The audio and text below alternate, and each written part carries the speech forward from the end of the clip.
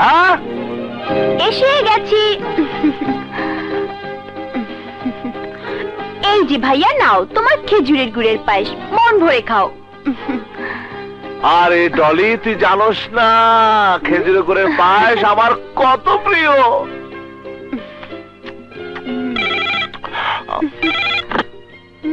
Hello Dolly, তোর phone. Hello, আমি মুক্তি। ফোনটা রিসিভ করলো কে রে ডলি? আমার ভাইয়া। নে ভাইয়ের সাথে একটু কথা বল। ভাইয়া, কথা বলো। কে? আমার বান্ধবী মুক্তি, খুবই সুইট। কথা বলো। হ্যালো। ডলির মুখে শুনেছি মেয়েদের কণ্ঠস্বর শুনলে আপনি নাকি ভয় পান। আমার কথা শুনে কি মনে হয় আমি ভয় পাই? না না, তা কেন? আপনার কণ্ঠস্বর আমাকে চুম্বকের মতো কাছে টানে। বেশ তো, চুম্বুকের ছোঁয়া যখন পাইছেন তখন আসেন না একদিন। বলতে হবে না। চুম্বকের টানে কখন যে চলে আসবো নিজেই জানি না। আজ তাহলে থাক, বাকি কথা দেখা হওয়ার পরে কমো।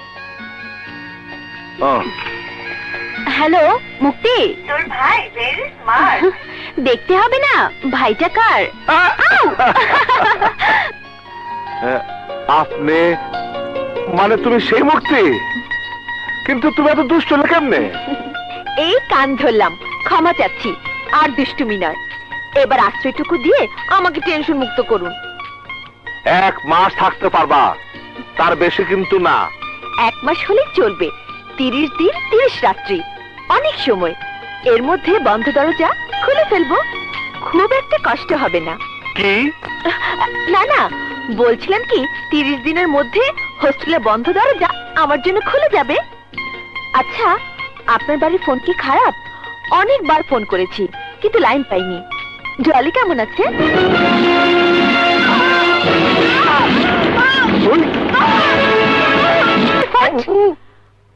আমি এখানে পার্মানেন্টলি ইন করলাম।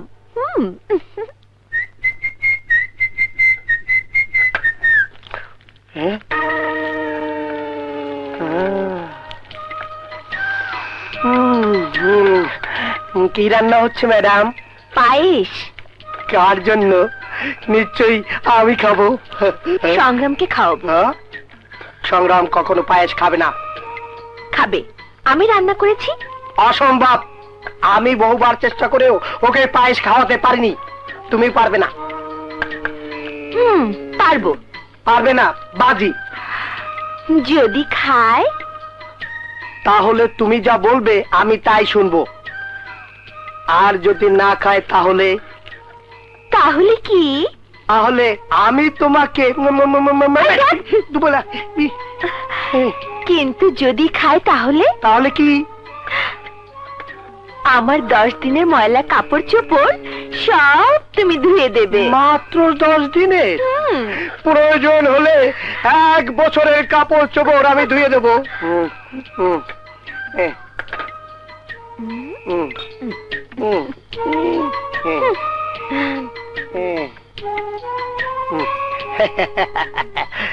সংগ্রাম জীবনেও পায়েস খাবে না, আর আমিও তোমাকে ছাড়বো না।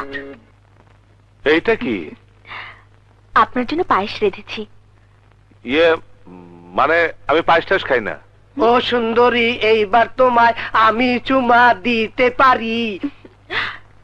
এই পায়েসের একটা স্পেশাল কোয়ালিটি আছে। Special quality? হ্যাঁ, এটা খেজুরের গুড়ের পায়েস। এই যে ভাইয়া, নাও তোমার খেজুরের গুড়ের পায়েস, মন ভরে খাও।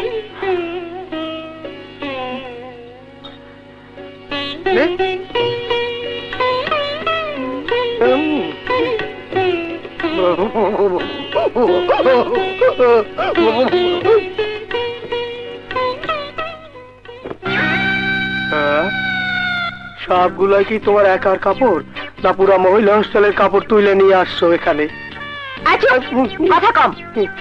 1 বছর সব কাপড় ধোবে। এইটাও কি ধুতে হবে? এটা ধোয়া লাগবে না, এটা সংগ্রাম ধোবে। যাও ধুয়ে নিয়ে এসো, যাও বলছি। ওই সংগ্রাম, সংগ্রাম, ওই রে, ওই সংগ্রাম। এত চেঁচাচ্ছেন কেন? সংগ্রাম বাসায় নেই। বাইক নাই, আমার কথা হই না পলাইছে। সংগ্রাম একজন সাহসী পুরুষ, সে কাউকে ভয় পায় না। ওরে বাবা, তুই এই সংগ্রামের পক্ষেও গলতি করতেছিস? তুই কেটা? আমার বোন। এই রমজান, বেশি বাড়াবাড়ি করবি না। দূর যা। হচ্ছে সংগ্রামের লগে লটর মটর, মাইনে পিয়ার মোহব্বত। ওই ওরে লয়ে চল। ওই সংগ্রাম রে কই ছোড়ে আমার 7 নম্বর বউ বানাবো।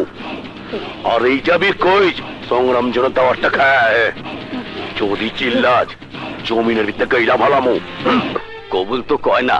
ওই মায়া কবুল ক, 5 বার চাইলে কবুল ক। আমি জোর কইরা কিছু করি না, শরীয়ত মতো শাদি কইরা তারপরে যা কিছু করার করি। কবুল ক, কবুল ক, ক কবুল ক কইতাছি। কবুল কইলাম। ভালো সময় আইছত। ওই রুবিরে তোর লেগে বিয়া করবার পারি নাই, এইবার তোর প্রেমিকারে বিয়া কইরা সত্য লোম। সেই সুযোগ তুই কোনোদিনও পাবি না। জেল আমারে আটকাইতে পারে না তা তুই বুঝছস, তবে এহেনতে তুই যে বেরোবার পারবি না তা কিন্তু বুঝোস নাই। এই ওরে বুঝায় দে।